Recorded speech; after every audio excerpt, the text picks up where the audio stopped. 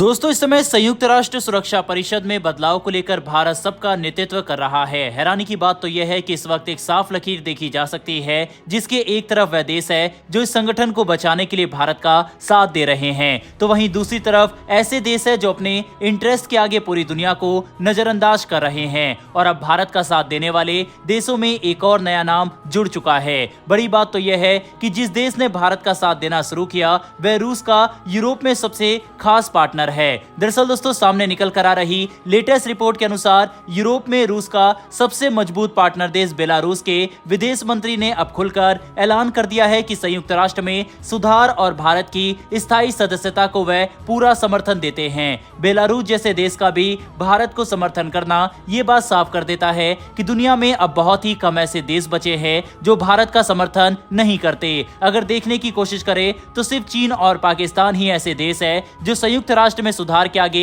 परेशानी बने हुए हैं। जहां एक तरफ चीन नहीं चाहता कि एशिया से कोई दूसरा देश संयुक्त राष्ट्र सुरक्षा परिषद में वीटो पावर के साथ बैठे और उसके बराबर शक्तिशाली हो जाए, वहीं दूसरी तरफ पाकिस्तान भारत से जलता है। और इसीलिए जब भारत ने G4 देश के साथ मिलकर यूनाइटेड नेशन सिक्योरिटी काउंसिल का विस्तार मॉडल सबके सामने रखा, तब पाकिस्तान ने इसे रिजेक्ट कर दिया।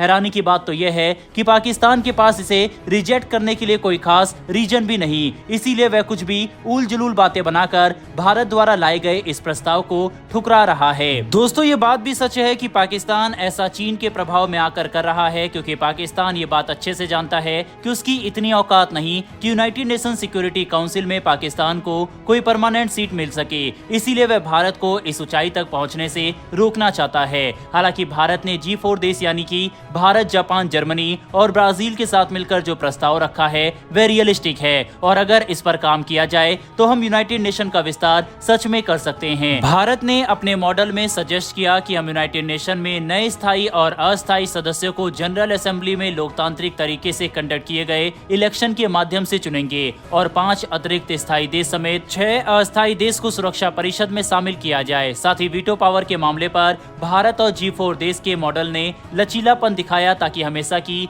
तरह वीटो पावर के बंटवारे को लेकर यूएनएससी का विस्तार बस कागज पर ही ना रह जाए। लेकिन जहां एक तरफ चीन ने भारत के मॉडल को अपना खुला समर्थन नहीं दिया, तो वहीं दूसरी तरफ पाकिस्तान इसके विरोध में उतर चुका है। अगर देखने की कोशिश करें तो ग्लोबल साउथ और यूरोप के भी अधिकतर देश भारत के साथ मौजूद है। इसीलिए यह कहना गलत नहीं होगा कि यूनाइटेड नेशन में अगर अब बदलाव नहीं होते तो ये बात साफ हो जाएगी कि सुरक्षा परिषद दुनिया को मजबूत करने की बजाय यूनाइटेड नेशन को कमजोर करने का काम कर रहा है। इसके बाद भारत सभी देशों के साथ मिलकर यूनाइटेड नेशन के खिलाफ कार्रवाई करने के लिए स्वतंत्र होगा। बहरहाल बढ़ते हमारी दूसरी अपडेट की तरफ। ये खबर भारत और यूएई के बीच बड़े एग्रीमेंट को लेकर है, जो India middle east Europe economic corridor का रास्ता साफ कर चुका है। हैरानी की बात तो यह है कि कैसे अब भारत अपनी अर्थव्यवस्था को मजबूत करने के लिए वैश्विक स्तर पर कूटनीति को कंट्रोल करने से भी पीछे नहीं रहा। भारत ने अमेरिका और दूसरे देशों के साथ मिलकर एक ऐसी परियोजना की शुरुआत की जो फिलहाल काफी संकट में है, लेकिन फिर भी भारत को इतना भरोसा है कि हम इसे सफल बना देंगे, और अब इसकी शुरुआत भी हो चुकी है।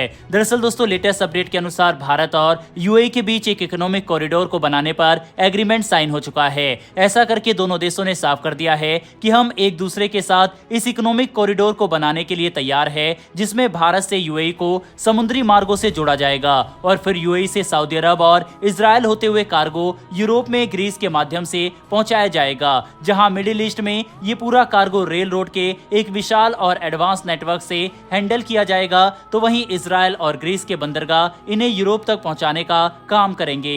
हैरानी की बात तो यह है कि भारत और यूएई के बीच में India middle east Europe economic corridor को लेकर पिछले साल ही बातचीत शुरू हुई थी, और इस साल दोनों देशों ने आधिकारिक तौर पर एग्रीमेंट साइन भी कर लिया है। वह भी एक ऐसे समय पर जब इजराइल और हमास के बीच में युद्ध जारी है। साथ ही लाल सागर के आसपास हूती विद्रोहियों के हमले रुकने का नाम नहीं ले रहे। ऐसे में ये भारत के मजबूत इरादों को दर्शाता है। बता दें कि India middle east Europe economic corridor से हम न सिर्फ भारत और यूरोप की कनेक्टिविटी को बढ़ा सकेंगे, बल्कि ऐसा करके भारत चीन के बेल्ट एंड रोड इनिशिएटिव को भी कड़ी टक्कर देगा। साथ ही हम स्विच कैनल के रास्ते को भी बाईपास कर सकेंगे, जो न भारत के लिए लंबा बल्कि काफी कंजेस्टेड भी बन चुका है। ऐसे में यह कहना गलत नहीं होगा कि भारत अब एक ऐसी परियोजना को जमीन पर उतारने का काम कर रहा है जो भारतीय अर्थव्यवस्था के लिए गेम चेंजर साबित होगा, और इसमें भारत का साथ यूएई देगा। भारत और यूएई की इस दोस्ती के लिए कमेंट बॉक्स में जय हिंद जरूर लिखिएगा। साथ ही अगर आपने इस वीडियो को यहाँ तक देखा है तो वीडियो को लाइक करके हमारी आने वाली डेली ऐसी वीडियो के लिए चैनल को सब्सक्राइब कर बेल नोटिफिकेशन को अवश्य दबा लें। फिर मिलेंगे ऐसी एक नई वीडियो के साथ। धन्यवाद।